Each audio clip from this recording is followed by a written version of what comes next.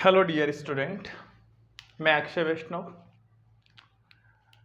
आज आप सबका ऑनलाइन प्लेटफॉर्म पे स्वागत करता हूं। आज अपन 12th क्लास के अंदर स्टार्टिंग से पहले चैप्टर से पढ़ना स्टार्ट करेंगे। और आप अगर ईमानदारी के साथ सारे चैप्टर पढ़ोगे और तरीके से पढ़ोगे और ऑनलाइन क्लासेस को भी अगर मन से पढ़ोगे ना, तो ऐसा नहीं है कि ऑनलाइन समझ में नहीं आएगी। ऑनलाइन बहुत अच्छे समझ में आएगी। समय बचेगा, घर पे रहोगे, घर पे अच्छे से पढ़ पाओगे, अच्छे से सीख पाओगे। और अच्छे से सीखना और समय की बचत करना, यही एक अच्छे विद्यार्थी का गुण होता है। क्योंकि हमें क्या करना है कि समय की भी तो बचत करनी है। समय भी हमारे पास बचना चाहिए, टाइम कम लगना चाहिए, जल्दी से कवर होना चाहिए। कोई चीज़ नहीं आए तो अपन उसको कवर अप करना चाहिए, एक एक चीज़ का सॉल्यूशन होना चाहिए। ऑफलाइन क्लासेस में अलग तरीका है, ऑनलाइन क्लासेस में अलग तरीका है।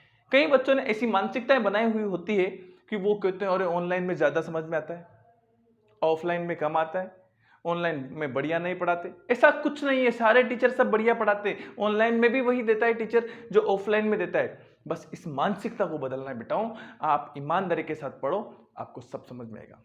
12th क्लास के अंदर मैं बात करूं सीबीएसई की या आरबीएसई इंग्लिश मीडियम की, दोनों का सिलेबस इस साल सेम है, दोनों की किताबें सेम है। 15-15 चैप्टर हमारे सिलेबस के अंदर हैं। अपन दोनों ही बैचेस की बात करेंगे और अपनी बुक को सोल्व आउट करेंगे।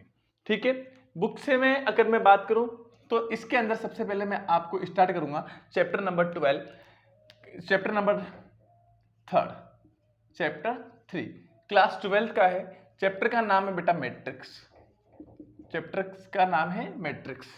ठीक है, बहुत ही शानदार चैप्टर है, बहुत ही इंपॉर्टेंट है और बड़ा इंपॉर्टेंट चैप्टर, इजी चैप्टर है। यहां आपको कोई परेशानी नहीं आएगी। अगर ईमानदारी के साथ आप इस चैप्टर को पढ़ोगे, पूरा ढंग से देखोगे, तो ऐसा लगेगा नहीं कि अपन 11th क्लास में जो पढ़ा है उससे ज्यादा कठिन है। 11th क्लास से ज्यादा आसान आपको 12th क्लास लगेगी, आप पूरी ईमानदारी के साथ अगर मन से पढ़ोगे तो। और मैं दावे के साथ कहता हूं कि मेरी क्लास में जो बच्चा ईमानदारी से पढ़ रहा है, जो रोज का रोज पढ़ रहा है, रोज मैंने जो काम दिया उसको कर रहा है, हाँ, तो एक भी परेशानी उस बच्चे को नहीं आएगी। आई बात समझ में? तो सबसे पहले जो अपन चैप्टर स्टार्ट कर रहे हैं, उस चैप्टर का नाम मैट्रिक्स है, तो उसका पहला टॉपिक भी अपन मैट्रिक्स लेंगे कि मैट्रिक्स होता क्या है। ठीक है, मैट्रिक्स बोलते किसको है, मैट्रिक्स है क्या? तो मैट्रिक्स एक अरेंजमेंट होता है। क्या होता है बेटा? मैट्रिक्स एक अरेंजमेंट होता है जहां पे नंबर्स और एलिमेंट्स का। Matrix is a rectangular arrangement, है ना? किसका होता है अरेंजमेंट? हाँ, नंबर एंड एलिमेंट। तो matrix is a arrangement of elements और नंबर। जो किसका अरेंजमेंट होता है? नंबर्स और elements in form of some row and some column. जिसके अंदर क्या होती है? सम तो रो होती है और सम कॉलम होते हैं। कुछ रो होती है और कुछ कॉलम होते हैं। आ गई बात समझ? मैट्रिक्स एक रेक्टेंगुलर अरेंजमेंट होता है जिसके अंदर कुछ रो और कुछ कॉलम होते हैं। आई बात समझे? मैट्रिक्स को हमेशा कैपिटल लेटर से रिप्रेजेंट किया जाता है। अब वो कैपिटल लेटर ए हो सकता है, कैपिटल लेटर बी हो सकता है, कैपिटल लेटर सी हो सकता है। जबकि मैट्रिक्स के अंदर जो एलिमेंट होते हैं उनको अपन स्मॉल लेटर से रिप्रेजेंट करते हैं। तो मैंने क्या कहा, मैट्रिक्स क्या होता है कि मैट्रिक्स एक रेक्टेंगुलर अरेंजमेंट होता है। तो मैंने कहा ये एक रेक्टेंगुलर फॉर्म के अंदर लिखा जाता है। क्लियर? जिसके अंदर क्या होती है? सम रो एंड सम कॉलम होते हैं। जैसे कि मान लीजिए कोई मैट्रिक्स है, इसके अंदर ये R1 पहली रो है, ये R2 दूसरी रो है और R3 तीसरी रो है। मान लीजिए यहाँ पे दो कॉलम है, C1 पहला कॉलम है और C2 दूसरा कॉलम है। तो मैंने कहा ये एक अरेंजमेंट हो गया। हाँ, मैट्रिक्स एक अरेंजमेंट होता है जिसके अंदर सम रो एंड सम कॉलम होते हैं। जरूरी नहीं है कि 3 रो 2 कॉलम हो। कल के दिन कोई दूसरी मैट्रिक्स मान लीजिए मेरे पास बी है, हाँ, ये ऐसी हो सकती है जिसके अंदर हमारे पास रो तो R1 और R2 हो, 2 रो हो, और कॉलम हमारे पास C1 C2 और C3 3 कॉलम हो। ऐसी भी मैट्रिक्स हो सकती है। तो मैट्रिक्स को किसी भी तरीके से अपन रिप्रेजेंट कर सकते हैं। अलग अलग टाइप्स की अलग अलग मैट्रिक्स होती है, वो अपन टाइप्स ऑफ मैट्रिक्स के अंदर पढ़ेंगे। तो बात समझ में है कि मैट्रिक्स किसे बोलेंगे? मैट्रिक्स एक रेक्टेंगुलर अरेंजमेंट होता है जिसके अंदर सम रो एंड सम कॉलम होते हैं। जैसे कि पहली मैट्रिक्स है ए, इसके अंदर 1 2 और 3 रो है, 1 2, इसके अंदर 2 कॉलम है, फर्स्ट और सेकंड। तो ये मैट्रिक्स का ऑर्डर होगा 3 into 2। किसी भी मैट्रिक्स का जब भी ऑर्डर लिखोगे तो वो नीचे की साइड लिखा जाता है मैट्रिक्स के रेक्टेंगुलर फॉर्म के नीचे की ओर, जिसके अंदर यहाँ पे नंबर ऑफ रो पहले, फिर बाद में नंबर ऑफ कॉलम। हमेशा जब भी किसी मैट्रिक्स का ऑर्डर लिखोगे तो पहले number of row into number of column की फॉर्म में लिखा जाता है। जैसे कि मैट्रिक्स बी है तो इसका ऑर्डर क्या होगा, तो मैंने कहा ये ऑर्डर हमारे पास क्या हो जाएगा 2 इंटू 3, क्योंकि इस मैट्रिक्स के अंदर 2 तो रो है और 3 कॉलम है। अब इसके चाहे तो एग्जांपल ऐसे ले लो, 1 ले लिया, 2 ले लिया, क्योंकि पहली रो है और 2 कॉलम है, 2 तक ले लिया। मैंने कहा यहाँ पे 4 आ सकते हैं, यहाँ -5 आ सकते हैं, 3 आ सकते हैं, 2 आ सकते हैं, एलिमेंट कुछ भी आ सकते हैं। हो सकता है यहाँ पे ये स्मॉल में ए आ जाए, बी आ जाए, सी आ जाए, एक्स आ जाए, वाई आ जाए और जेड आ जाए। क्लियर? तो ये क्या होगी, 2 मैट्रिक्स होगी जिसके अंदर क्या होते हैं सम रो एंड सम कॉलम होती है। Matrix is a rectangular arrangement which have some row and some column. Matrix क्या होता है, एक अरेंजमेंट होता है जिसके अंदर सम रो एंड सम कॉलम होते हैं। ठीक है, आ गई बात समझे। और ये अरेंजमेंट क्या होता है, कुछ नंबर्स का हो सकता है, एलिमेंट्स का हो सकता है, या फंक्शन का हो सकता है। आ गई बात समझ में, कोई परेशानी है क्या? हालांकि मैं आपको बता दूं बेटा कि जब हम ऑनलाइन क्लासेस में पढ़ाएंगे आपको, तो ऑनलाइन क्लासेस में सारा समझाऊंगा।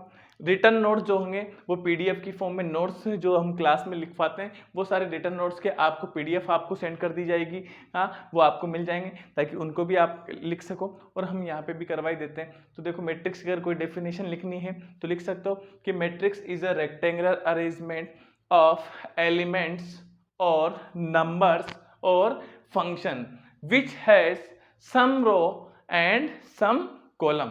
आ गई बात समझ में। मैट्रिक्स एक रेक्टेंगुलर अरेंजमेंट होता है नंबर्स का या एलिमेंट्स का या फिर फंक्शंस का, जिसके अंदर सम रो एंड सम कॉलम होते हैं। ये 2 एग्जाम्पल आप चाहे तो लिख सकते हैं।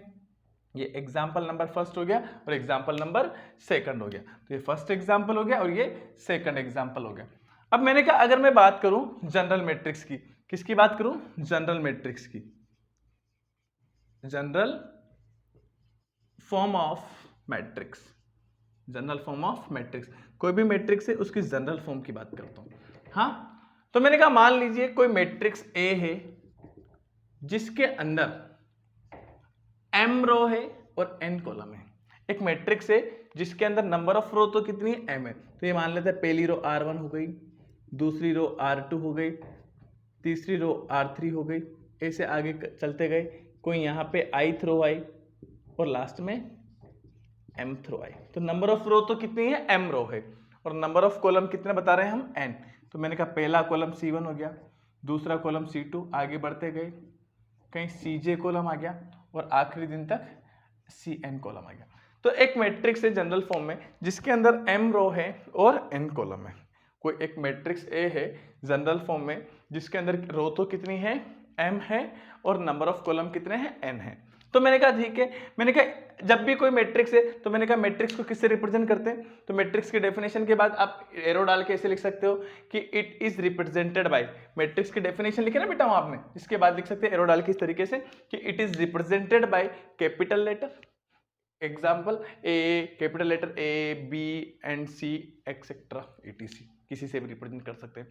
तीसरी चीज, हाँ, it's element represent always small letter, इसके एलिमेंट्स को किससे रिप्रेजेंट करते हैं, हाँ, स्मॉल लेटर से रिप्रेजेंट करते हैं। जैसे कि ये पहला एलिमेंट हो गया तो ये 1 है, दूसरा एलिमेंट हो गया 2 है, यहाँ पे ये कोई एलिमेंट है तो small A, small B, small C, small x Y Z कुछ भी लिख सकते हैं। तो इसके एलिमेंट्स को किससे रिप्रेजेंट करेंगे, स्मॉल लेटर से रिप्रेजेंट करेंगे, और पूरी मैट्रिक्स को हमेशा किससे रिप्रेजेंट करेंगे, कैपिटल लेटर से रिप्रेजेंट करेंगे। क्लियर?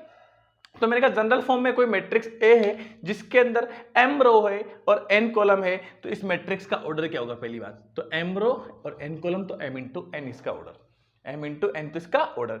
मान लो इस मैट्रिक्स ए का कोई एलिमेंट a के द्वारा लिखा हुआ है, तो मैंने कहा फर्स्ट रो का एलिमेंट और फर्स्ट कॉलम है, तो इसको रिप्रेजेंट करते हैं a11 से। a11 क्या बताता है, ये फर्स्ट वन किसको बताएगा, रो को, सेकंड वन किसको बताएगा, कॉलम को। तो फर्स्ट रो फर्स्ट कॉलम। अगर मैं इसको लिखूं a12 तो इसका मतलब क्या हुआ कि फर्स्ट रो सेकंड कॉलम का। ए से आगे बढ़ता जाऊंगा तो कहीं पे फर्स्ट रो और j कॉलम, और लास्ट में जाऊंगा तो फर्स्ट रो और n कॉलम।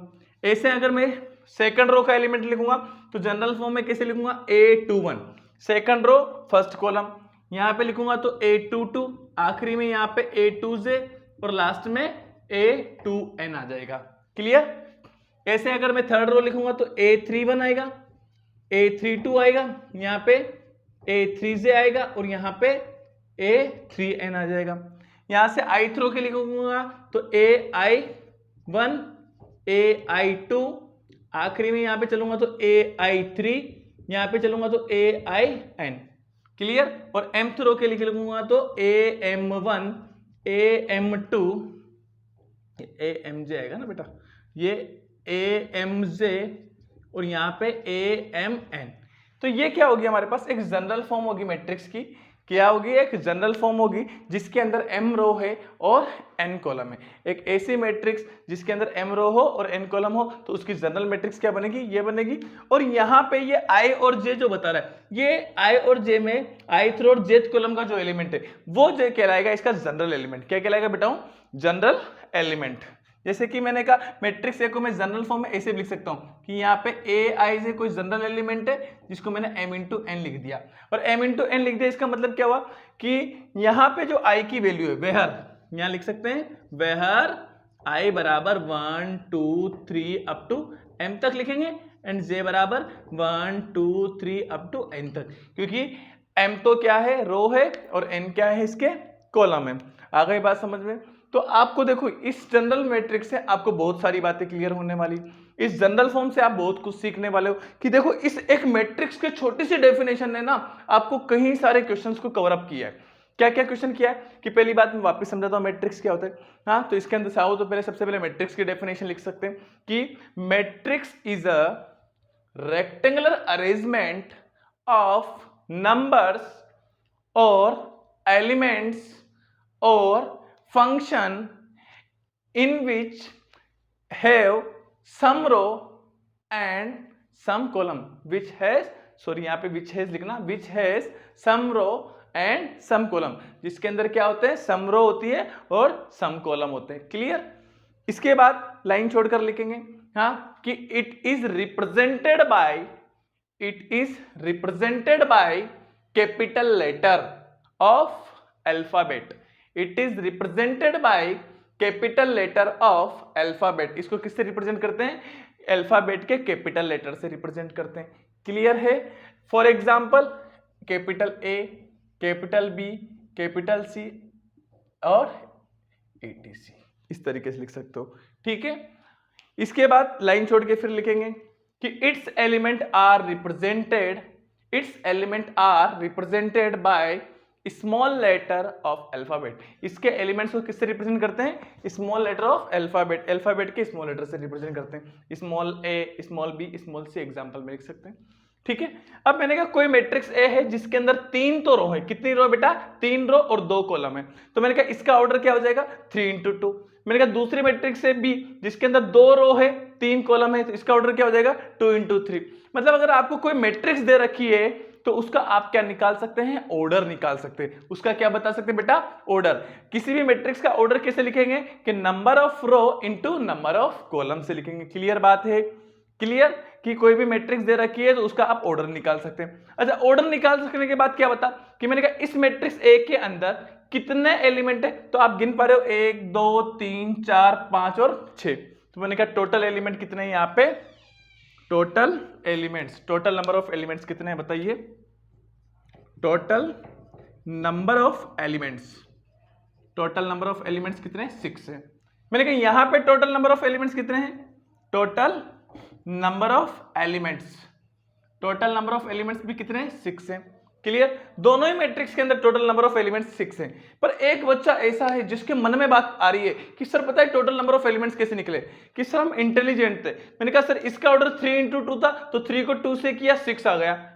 इसका ऑर्डर 2 इंटू 3 था, 2 को 3 से किया 6 आ गया। अगर कोई मैट्रिक्स है जिसका ऑर्डर 4 इंटू 5 का है, हाँ 4 इंटू 5 का है, कोई मैट्रिक्स है जिसका ऑर्डर क्या है 4 इंटू 5 का, तो उसके अंदर टोटल एलिमेंट कितने आएंगे, तो 4 इंटू 5 कितना होता है, 20 होता है, तो उसके अंदर टोटल एलिमेंट 20 आएंगे।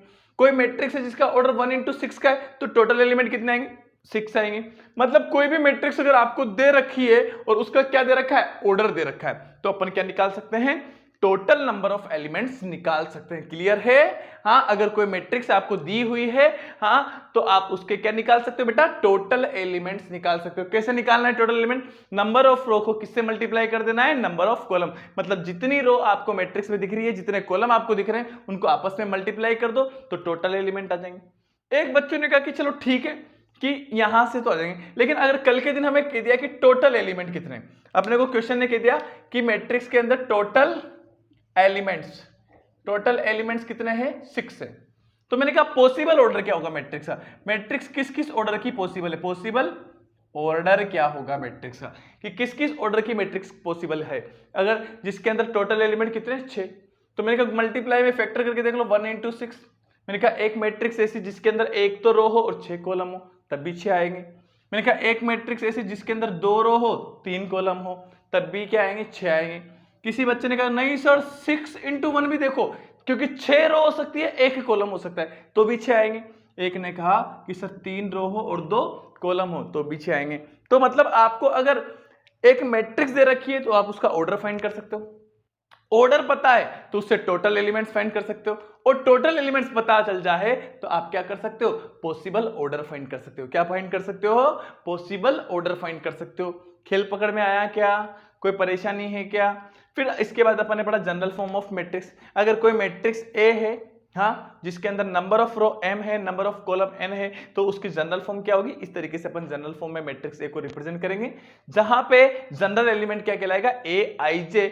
मतलब i और j की वैल्यू को अलग अलग चेंज कर दिया जाए तो आपको अलग अलग एलिमेंट्स मिल जाएंगे। जैसे कि कैसे? मैंने कहा कि जैसे i की जगह तो मैंने क्या रखा? i की जगह तो मैंने रख दिया मान लो 1, और j की जगह मैंने क्या रख दिया? 2, j बराबर 2। i की वैल्यू 1 रखी, j की वैल्यू 2 रखी, तो a12 मिला। a12 क्या बता रहा है? कि फर्स्ट रो सेकंड कॉलम का एलिमेंट। तो फर्स्ट रो और सेकंड कॉलम का एलिमेंट a12 ये वाला। मैंने कहा मैट्रिक्स बी में बताइए कि a12 क्या होगा? तो मैंने कहा फर्स्ट रो और सेकंड कॉलम ये रहा। मैंने कहा इसमें पूछे तो फर्स्ट रो सेकंड कॉलम का एलिमेंट ये रहा, तो आप क्या बता सकते हो? a12 को बता सकते हो। मेरे से कहा कि सर i की वैल्यू तो मैं 5 रखूंगा और j की वैल्यू में 2 रखूंगा, तो इसका मतलब क्या आएगा? एलिमेंट जनरल 5 2, मतलब फिफ्थ रो सेकंड कॉलम का एलिमेंट। तो कोई भी मैट्रिक्स जनरल मैट्रिक्स से अपन पता कर सकते हैं कि जनरल फॉर्म है ये मैट्रिक्स की, इससे अपन पता कर सकते हैं कि कौन सा एलिमेंट कैसा है। हाँ, कोई भी एलिमेंट के बारे में मैं कहूं कि -5 कहां बैठा है, तो आप बोल दो कि खटाक से sir second row second column, मतलब इस एलिमेंट का नाम क्या बेटा? A22 नाम है। इसका नाम क्या है? A22। हाँ, इसका नाम क्या है? A22 है। क्लियर बात पकड़ में आ गई क्या? तो एक काम कीजिए, पहले आप, मैंने मैट्रिक्स की डेफिनेशन लिखा है ना, उसके अंदर ये दोनों एग्जाम्पल ए और बी लिखे, फिर इसके अंदर टोटल एलिमेंट लिखे, इसके टोटल एलिमेंट लिखे, फिर क्वेश्चन में अगला कि total if total number of elements is 6 then possible order, ये लिखेंगे। फिर उसके बाद आप जनरल फॉर्म ऑफ मैट्रिक्स लिखेंगे और ये पूरा लिखेंगे। ठीक है, इसके बाद अपन अभी बात करेंगे, फटाफट से एक बार लिख लीजिए आप।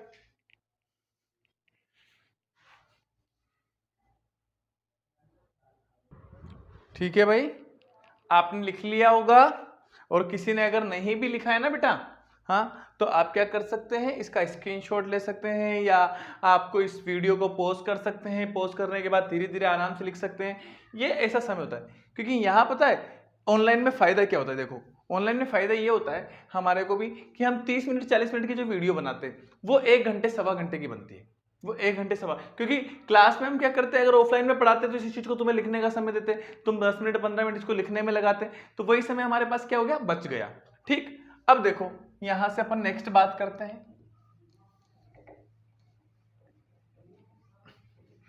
नेक्स्ट टॉपिक की बात करते हैं बेटा, ऑर्डर ऑफ मैट्रिक्स। अब बात करते हैं, अभी तो ये मैट्रिक्स की बात की थी कि मैट्रिक्स क्या है क्या नहीं है ना। इसके बाद अपन ऑर्डर की बात करेंगे। नेक्स्ट टॉपिक है हमारे पास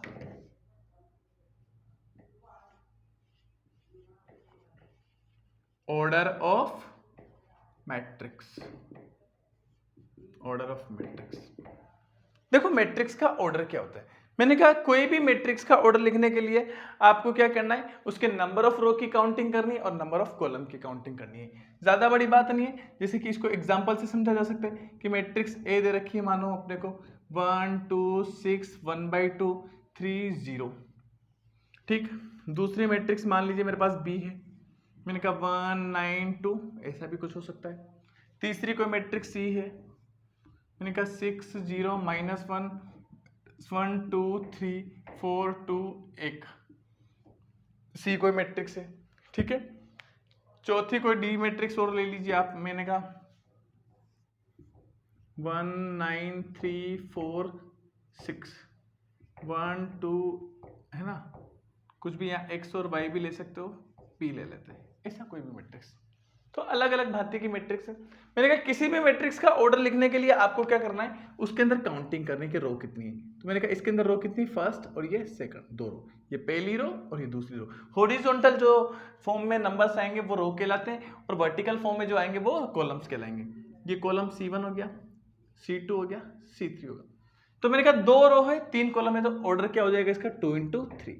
तो किसी भी मैट्रिक्स का आप ऑर्डर लिखोगे तो किस फॉर्म में लिखोगे, number of row into number of column की फॉर्म में लिखेंगे। मैट्रिक्स बी की बात करूं तो यहां पे रो कितनी है, 1 2 और 3, 3 रो है नंबर, और कॉलम कितने, 1, तो 1 कॉलम, तो 3 × 1 इसका ऑर्डर हो जाएगा। आप मुझे बताइए इसका ऑर्डर क्या होगा। तो मैंने कहा 1 रो 2 रो और 3 रो, और कॉलम कितने, 1 2 3 3। मैंने कहा इसके अंदर रो कितनी, 1 और 1 2, कॉलम कितने, 1 2 3 4 और 5, तो इसका ऑर्डर क्या आएगा, 2 × 5। तो जब भी किसी भी मैट्रिक्स को आप बेटा रिप्रेजेंट करोगे ना, तो उसके नीचे उसका ऑर्डर जरूर लिखना है। क्लियर। तो कोई भी मैट्रिक्स का ऑर्डर लिखने के लिए आपको क्या करना पड़ेगा, number of row and number of column. तो मैंने कहा ऑर्डर ऑफ मैट्रिक्स क्या कहलाता है, हाँ, तो इसको किस फॉर्म में लिखते हैं, ऑर्डर ऑफ मैट्रिक्स क्या होगा, number of rows into number of column. आ गई बात समझ। किसी भी मैट्रिक्स का ऑर्डर किस फॉर्म में लिखेंगे, number of row into number of column की फॉर्म में। मैंने कहा अगर मैं मैट्रिक्स का ऑर्डर मिल जाए तो मैं क्या निकाल सकता हूं, टोटल एलिमेंट्स। तो मेरे से कहा गया कि find the total number of elements. तो पहले यहां पे क्वेश्चन लिख लेते हैं। क्या क्वेश्चन दिया कि find the total number of elements in matrix या matrices A B C and D। चार मैट्रिक्स है, चारों के अंदर टोटल एलिमेंट्स कितने होंगे। तो मैंने कहा सॉल्यूशन में क्या लिखोगे, हाँ, number of elements in A matrix A. Matrix A के अंदर कितने एलिमेंट है, तो क्या करोगे बेटा, नंबर ऑफ रो को नंबर ऑफ कॉलम से मल्टीप्लाई कर दोगे, 6 आ जाएंगे। ऐसे ही ये पहला वाला हो गया। मैं आपसे कहूं सेकंड कि नंबर ऑफ एलिमेंट्स कितने होंगे, तो number of elements in B, matrix B में कितने एलिमेंट होंगे, तो इसका ऑर्डर कितना है बोलो, 3 × 1। तो मैंने कहा 3 को इंटू 1, 3 × 1 को मल्टीप्लाई करो तो कितना आएगा, 3, ये आ जाएंगे। ऐसे सी और डी के लिए आप निकाल सकते हो, क्या आ जाएगा। तो कोई भी मैट्रिक्स अगर आपको दे दी जाए तो आप उसका क्या निकाल सकते हो, ऑर्डर निकाल सकते हो। आ गई बात समझे। अब देखो अगला क्वेश्चन, जैसे कि मान लीजिए यहां से दे दिया है क्वेश्चन कि इफ अ मैट्रिक्स हैज, मान लीजिए अपने को 10 elements, then possible order of matrix का पॉसिबल ऑर्डर क्या होगा। मतलब कोई मैट्रिक्स के अंदर अगर आपको टोटल एलिमेंट्स दे दिए जाए, हाँ, टोटल एलिमेंट्स कितने दे रखे हैं कि if a matrix has 10 elements, इसके अंदर टोटल कितने एलिमेंट है, 10 है, तो पॉसिबल ऑर्डर क्या होगा। तो मैंने कहा कुछ नहीं भाई, घबराने की बात नहीं है, आपको 10 के फैक्टर करने।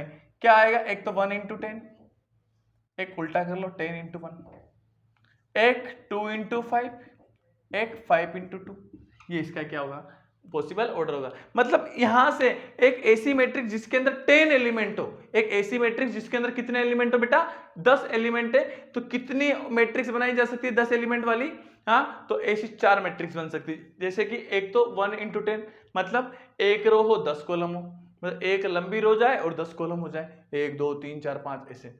10 रो हो और 1 कॉलम हो, 2 रो हो 5 कॉलम हो, जैसे कि यहाँ पे देखो 1 और 1 2 रो और कॉलम 1 2 3 4 5 है ना।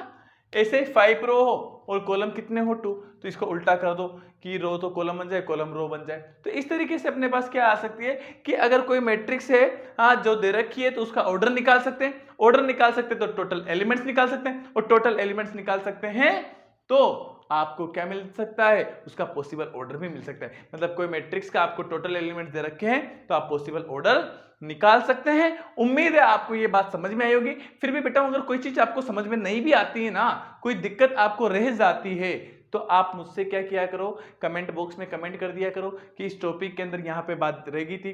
तो ऐसे कमेंट सेशन के लिए अपन क्या करते हैं कि हर संडे को इसकी क्लास रखते हैं कि भाई जो बच्चों को जिस जिस चैप्टर के अंदर प्रॉब्लम है या तो लाइव क्लास के अंदर उसको प्रॉब्लम को दूर करते हैं ताकि वो बच्चों की प्रॉब्लम हो जाए। हर संडे को अपन क्या करेंगे कि प्रॉब्लम क्लास रखेंगे और उस प्रॉब्लम क्लास का सॉल्यूशन करवाया जाएगा। तो बेटा अगर कोई भी परेशानी आए तो आप बता दिया करो। हाँ, और वैसे तो मैं कोशिश करूंगा कि नेक्स्ट क्लास के अंदर भी उसको सॉल्यूशन दे सकें या बाद में कहीं समय मिले तो उसमें सॉल्यूशन दे सकें, कुछ वीडियोस ऐसी बनाई जाए इसके अंदर प्रॉब्लम क्लासेस के लिए कवर अप कर सके। लेकिन आपको बताना है एक भी प्रॉब्लम नहीं रखनी है, ईमानदारी के साथ पढ़ना है। फटाफट से एक बार इसको लिख लीजिए, आगे की बातें भी करते हैं अपन।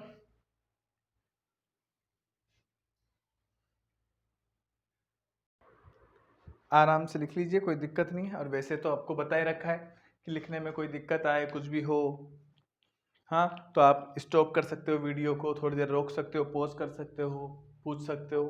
ठीक है, तो ये 3 तरह की अपन ने बातें कर ली है कि हाँ भाई मैट्रिक्स दे रखी है, मैट्रिक्स क्या होता है, मैट्रिक्स की डेफिनेशन। बिल्कुल बेटा जीरो लेवल से किसी चीज को पढ़ते हैं ना तो मजा आता है, कोई भी चीज को पढ़ते हैं। एक चीज अपन ने और पढ़ी कि जनरल मैट्रिक्स। इस बेटा जनरल मैट्रिक्स से भी कई बार क्वेश्चन आ जाता है, और जनरल मैट्रिक्स से कैसे कैसे क्वेश्चन आते हैं इसकी भी अपन बात करते हैं, है ना।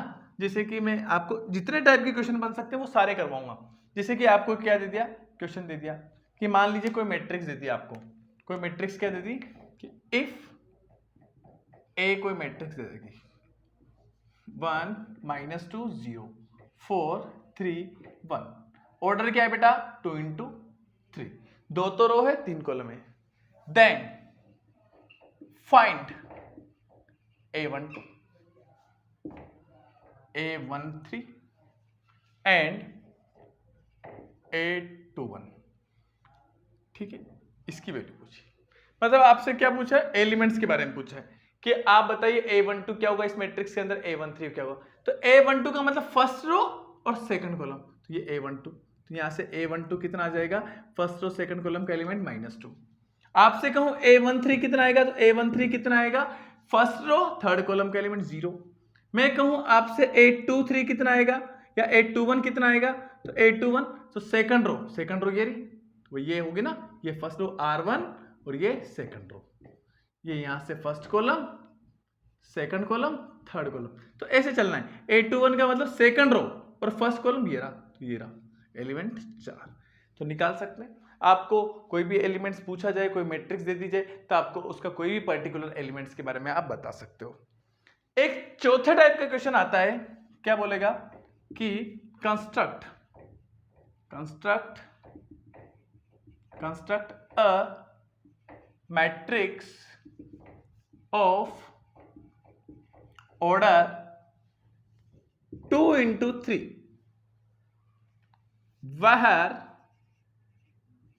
aij बराबर i + j²। क्लियर, अपॉन 2 भी कर दीजिए, ऐसा कुछ भी दे सकता है। मतलब यहां पे जनरल एलिमेंट दे रखा होगा। तो देखो आप पहली बात तो एक मैट्रिक्स बनानी है किस ऑर्डर की, 2 × 3। ये काम की बात कि मैट्रिक्स किस ऑर्डर की होनी चाहिए, 2 × 3 की, जहां पे उसका जनरल एलिमेंट क्या दे रखा है, aij बराबर i + j²/2। तो देखो सबसे पहले बात आप जानते हो कि वी नो दैट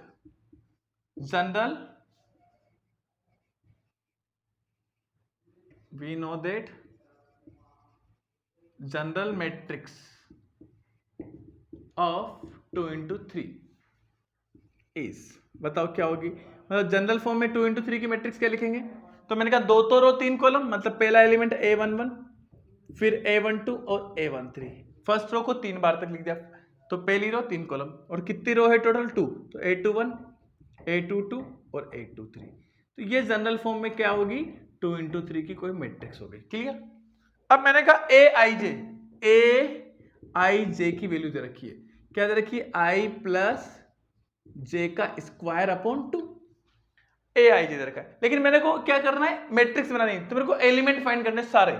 एलिमेंट में A11, अब A11 फाइंड करूंगा तो देखो A11 क्या आएगा, आई की जगह 1 बैठ गया, देखो आई जे था, आई जे की वैल्यू आई प्लस जे का स्क्वायर अपॉन 2। अब आई की जगह 1 बैठा दिया, जे की जगह क्या बैठा दिया 1, तो क्या आएगा 1 प्लस 1 का स्क्वायर अपॉन 2, तो कितना आया 1, क्योंकि 1 का स्क्वायर 1 होता है, 1 प्लस 1 2, 2 अपॉन 2 1। मैं कहूं कि A12 निकालो, तो 1 प्लस 2 का स्क्वायर अपॉन 2, 2 का स्क्वायर कितना होता है 4, 4 प्लस 1 5, तो 5/2। तीसरा, अगर मैं कहूं A13 बताओ, 13 मतलब i के स्थान पर कौन बैठ गया 1 और j के स्थान पर 3, तो यहां आएगा 1 प्लस 3 का स्क्वायर अपॉन 2, तो कितना आ गया 10। आसान है। मैं आपसे कहूं कि A21 बताइए, A21 मतलब i के स्थान पर 2, तो 2 प्लस 1 का स्क्वायर अपॉन 2, 3/2, यहाँ 10/2 आएगा। ऐसे ही मैं क्या कर सकता हूं, A22 कितना आएगा बताइए, तो यहां से 2 प्लस 2 का स्क्वायर अपॉन 2, 2 का स्क्वायर कितना 4, 4 प्लस 2 6, 6 अपॉन 2 3, और लास्ट में A23, तो 2 प्लस 3 का स्क्वायर अपॉन 2 कितना आएगा बताइए, 9 प्लस 2 11/2। बताओ, मेरे पास जनरल मैट्रिक्स से अपने पास क्या आ गया, जनरल एलिमेंट आ गए, सारे के सारे एलिमेंट आ गए, 2 × 3 मैट्रिक्स के सारे एलिमेंट्स आ गए। अब सारे मैट्रिक एलिमेंट आ गए, तो हेंस मैट्रिक्स विल बी, बताओ क्या होगी, ए बराबर एलिमेंट्स की वैल्यू रख दो सारे, क्या है फर्स्ट एलिमेंट 1 5/2, 10/2, 3/2, 3 11/2, और ऑर्डर क्या हो गया 2 × 3। तो अगर आपको कोई मैट्रिक्स भी बनाने के लिए बोले कि कंस्ट्रक्ट अ मैट्रिक्स ऑफ 2 × 3 या 3 × 2 या 5 × 4 या 2 × 1, किसी भी ऑर्डर की बोले, और उसका आपको क्या दे रखा हो, जनरल एलिमेंट दे रखा हो, तो क्या आप मैट्रिक्स बना सकते हो, आसानी से बना सकते हो। बताओ कोई परेशानी रहेगी क्या, नहीं रहेगी। तो आप एक बार इसको लिख लीजिएगा। आज की क्लास में यहीं तक है। नेक्स्ट क्लास के अंदर अपन टाइप्स ऑफ मैट्रिक्स के बारे में बात करेंगे, मैट्रिक्स का क्या टाइप होते हैं, कौन कौन से टाइप से मैट्रिक्स होती है, इसके अलावा मैट्रिक्स के अंदर और क्या है, एडिशन, मल्टीप्लिकेशन, सब्ट्रैक्शन, इन सभी की बातें अपन आगे जाके करेंगे। बाकी हंसते रहिए, मुस्कुराते रहिए, देखते रहिए मैथमेटिक्स का शो। Okay then, nice meeting you.